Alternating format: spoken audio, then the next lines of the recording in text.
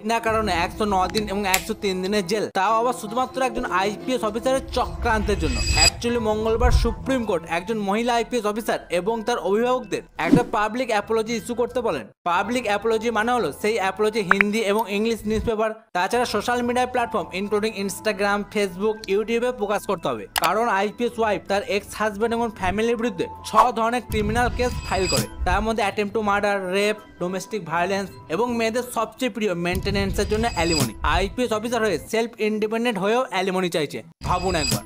এবার IPS madam যখন দোষী গণ্য হলেন, তখন তার শাস্তি হলো লোক দেখানি কবার সরি বলতে হবে। এবার তুমি আমাকে বলো, একটা সরি বলে ক্ষমা চাওয়া এবং সেটাকে জনপ্রিয় করা কি প্রপার শাস্তি হলো? অন্যদিকে ওনার স্বামী এবং শ্বশুর বিনা কারণে 100 দিনেরও বেশি একটা বদ্ধ ঘরে আবদ্ধ থেকে মেন্টাল এবং ফিজিক্যাল ট্রমার মধ্যে দিয়ে গেল, সেটার কি হবে? শুধু তাই নয়, আইপিএস ম্যাডাম ওনার পাওয়ারে মিস ইউজ করে আইনকে ভুল পথে চালনা করলো। তার শাস্তি কোথায় গেল? নাকি মেয়ে বলে সব দোষ মাপ?